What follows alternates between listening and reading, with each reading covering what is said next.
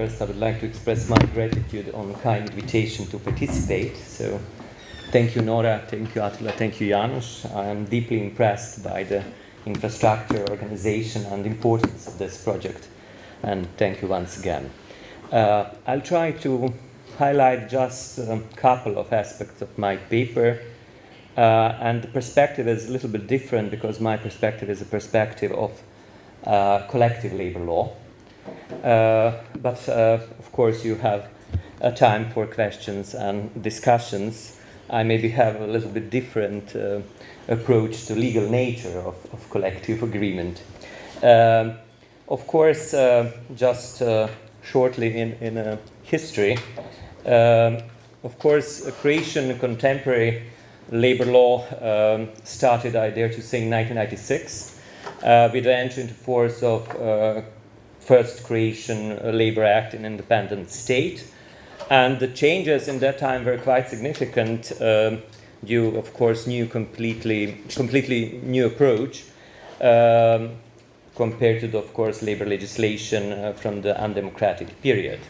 And, of course, most of the provisions got so-called contractual character. That is, I dare to say, the significant change from the 1996. Of course, in the period from 1991 to 1995, we applied former Republican and federal laws in this field, and of course, just in a case when those provisions did not contradict to the new democratic order, as well as our new laws that we adopted in that period, or the period of disintegration of the former state. However, I think that first level of ideological relaxation and liberalization started in late 1980s because of the fact that we had old Republican Act on Labor Relations, and in that act it was for the first time in Croatia, or in that time in Croatia as a part of Federal Republic of Yugoslavia, to have ability to regulate rights and obligations, and not only to have a mere function of a form of establishing an employment relationship, how it was in previous. And of course, the first democratic constitution in the 1990 gave collective agreements some kind of constitutional status. Of course, speaking about coverage of employees covered by collective agreements, according to my colleague Bagić. Professor Bagić, he is not a labor lawyer, he is a sociologist, and he is dealing with sociology of labor. And it's, of course, 8 years old data, but it's the only I have. The coverage of employees in collective agreements in administration and public services is around 88%. In the public companies, 75%. In the central government, of course, because of collective agreements and the function of collective agreements in the central government, 100%.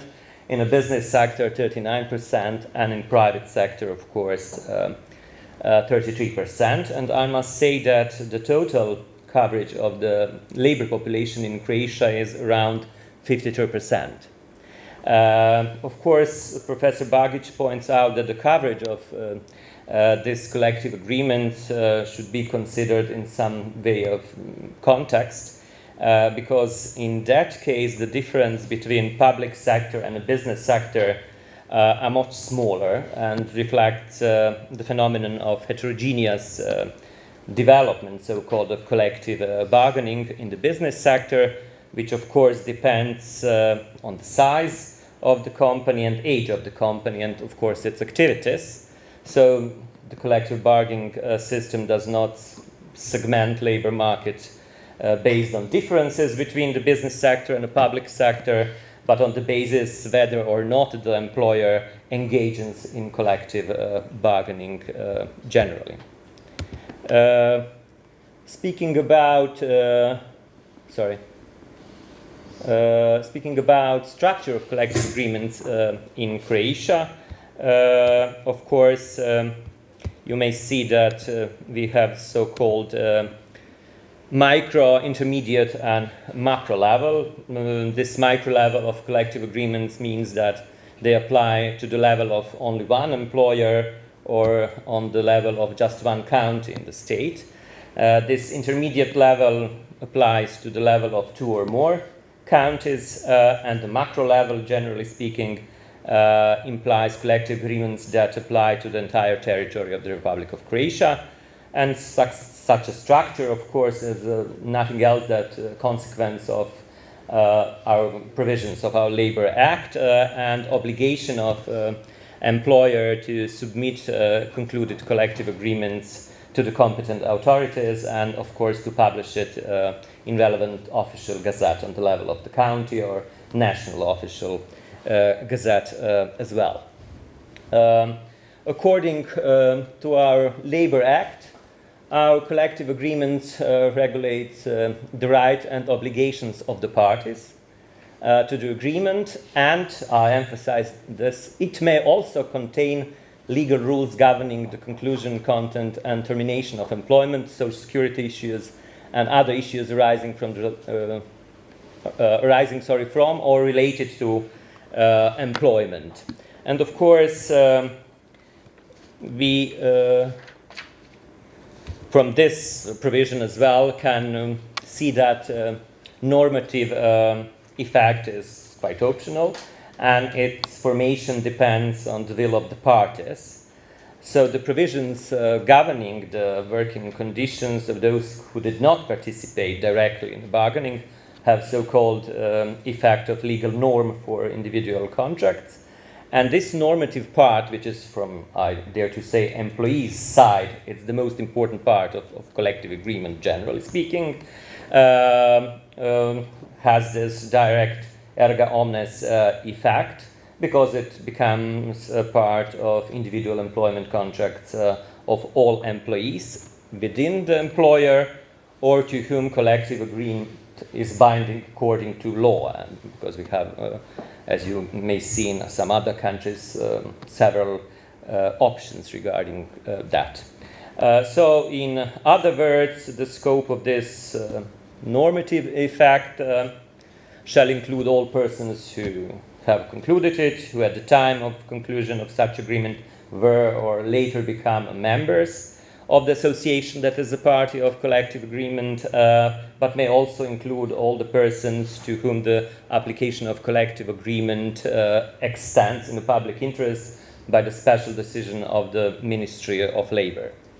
And of course, there is also some significant decision of the Constitutional Court of the Republic of Croatia dealing with this dogmatic approach to the legal nature of collective agreements in Croatia, because our Constitutional Court almost 20 years ago ruled that collective agreement is just a contract, not a regulation, and thus partially deviated from the, I dare to say, mixed theory of the legal nature of collective agreements in national circumstances, according to which it is at the same time an arrangement between the parties, which acts erga omnes, of course, effect as a regulation, but this circumstances is related to the fact that Labor Act contains not only the legal rules on extending the application of this collective agreement in the public interest, but also obligation for the employer to act in favorem labores. And that is an interesting case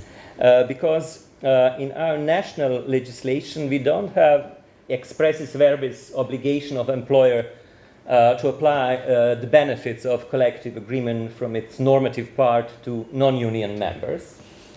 But we have other national standard. It's a best interest of employee, or in favorem labores. And that is the main obstacle, I dare to say, to equal treatment of members of the trade union and non-members of trade union, because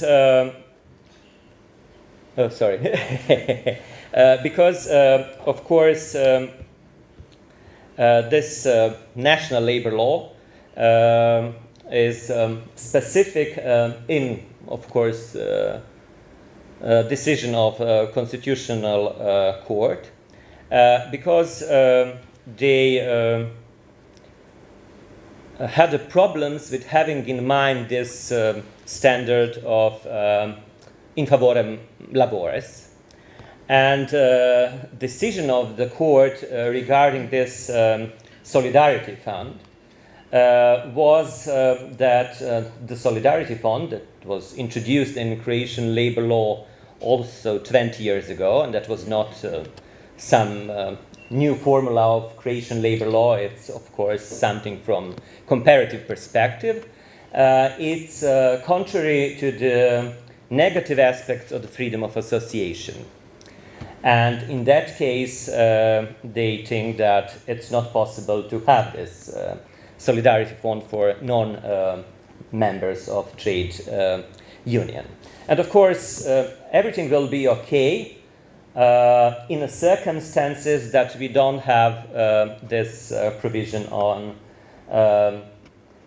in favorem of laboris, because in that circumstances that you have different legal rules and provisions in collective agreement, in employment contract, in agreement with works council and so on, the employer is obliged to impose the provision that is in the best interest of employee.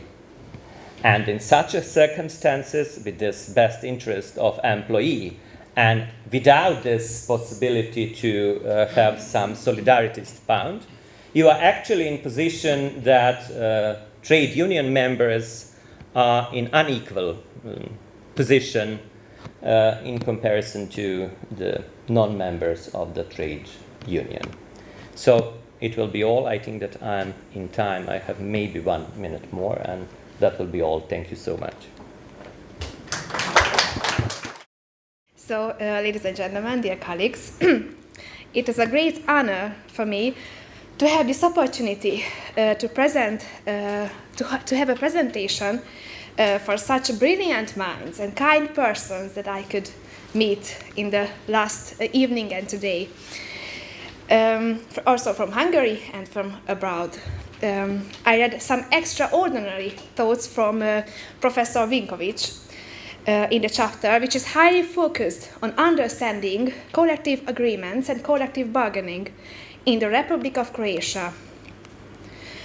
The question of the normative scope of these is of particular importance in this context, as you could hear before me, especially the question of the application of the collective agreement to non-union members. In Croatia, as you could hear it, the scope of normative effect shall include all persons who have concluded it, who at the time of conclusion were or later became members of the union that is a party to the collective agreement. But what about the non-union members?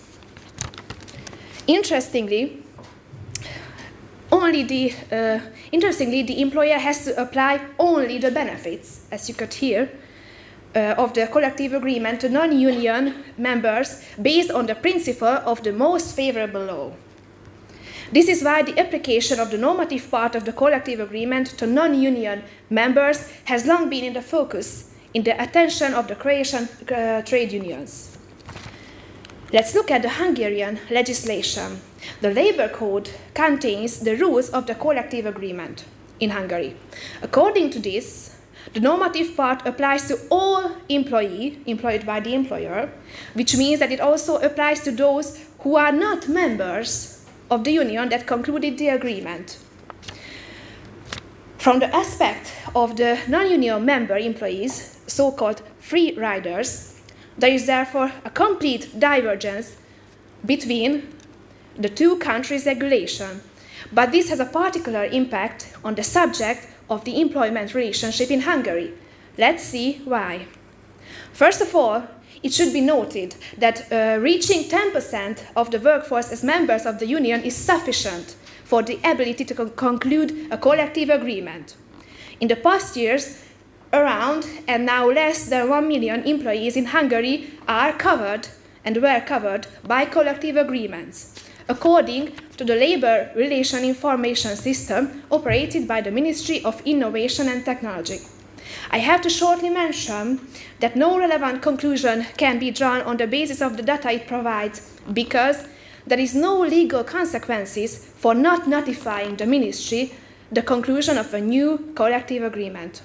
This situation is problematic in Croatia as well, as I read it, because there is still no comprehensive national register of all concluded and valid collective agreements. However, the existing data shows that the so-called free rider effect is particularly strong in Hungary, just like on the picture. The proportion of them is around 60–65%, according to analysis of my colleague Szabó. With such a high rate of free riders, the normative effect is particularly important. One of the purposes of collective agreements to encourage the social dialogue is to allow them to derogate from the labor code to the detriment of the employee. Therefore, where the labor code allows, which is in more than 50 cases in the labor code, for example, longer working time frames, for derogation to the detriment of workers in collective agreements, the trade union can be in a bargaining position with the employer. This freedom should be useful, but it can be said that a trade union representing only 10% of the employees of a corporate may conclude a collective agreement with the employer in which the entire workforce is disadvantaged by a deviation in favor of the employer on certain issues. As the professor mentions, despite its dual legal nature, a collective agreement is treated primarily as an agreement in Croatian labor law. Let's compare this with the Hungarian system. As you could notice before on the slide, the Hungarian labor code defines the collective agreements as employment regulations. Although the Hungarian literature considers that the legal nature of the collective agreement is controversial, given that it can be interpreted as a contract, but its effect is of a statutory nature. The labor code, that's why, elevates the collective agreement to the level of a statutory provision. It is also treated as a quasi-legislation, but it's still problematic because there are only a couple of rules on collective agreements that would provide clear guidance due to the autonomy of the parties. The examination of a collective agreement in the event of dispute may be a matter for the courts, where its contractual nature may lead to a finding of its non-existence or invalidity. The nullity may be invoked by the interested party without time limit. The interested party means, in this case, the parties to the agreement and all persons who are subject to the collective agreement or who may have a legitimate interest in the declaration of the invalidity of the agreement. In judicial practice, however, there are inconsistencies in the application of the legal consequences of the invalidity of a collective agreement, especially in the case of provisions with a normative effect. In this case, we can find similarities between the two legal systems, because the curia in Hungary applies the in favorem laboratoris principle in the case of the application of an invalid collective agreement, in my opinion. According to the judgment noticed on the slide, the employer unlawfully terminated the employment of the employee and at the same time, in the termination document, agreed to pay a higher severance payment by reference to a collective agreement. In the meantime, another court ruled that the collective agreement was invalid on the grounds of false representation. The curia explained that the undertaking given in the notice of termination obliged the employer to pay the higher severance pay due to under the collective agreement. This reasoning also leads to the conclusion that the provisions of an invalid agreement, collective agreement, which are more favorable to the employee, survive in the employer's declaration. But don't forget, a collective agreement opens the way to a bargaining process that can also result in favorable positions for the employers. However, it will not be possible to apply provisions that are unfavorable to the employee in the case of an invalid or non-existent collective agreement, because it is not in the scope of the principle in favorem laboratoris. Having said this, we can illustrate the main points of the Hungarian and Croatian collective bargaining doctrines as follows. You can see it on the slide. We can find some differences. By non-union members and by the principle. After all, my main question is the Croatian solution better for the employee as the Hungarian? Are in Croatia employers encouraged to collective bargaining in the shadow of this principle? On the employee side, non-unionized employers and employees may find themselves in a more favorable position under the Croatian law. At the same time, the dynamics of Hungarian collective labor law raise a number of additional problems in relation to collective agreements. Hungarian law sets very high standards for the rules protecting the employees, while the possibility of a negative deviation from the labor code has been opened up for collective dialogue. The collective agreement will most likely contain such an agreement which disadvantage will apply to all employees, regardless of their trade union membership. The union density is also very low in Hungary. As mentioned before, there is a strong free rider effect, since a union only needs 10% of the employees' workforce to be able to conclude a collective agreement. Hence, there is a tension in the situation where a trade union with a small support base can easily sign a collective agreement that is more disadvantageous for the employees as a whole. And therefore, the situation may be of the Hungarian employees more vulnerable and exposed to collective labor law compared to the Croatian legislation. I think it is worth to discuss each other's solution according to this also, because in the line with the motto of this conference, we can learn from each other, in this case too. Thank you.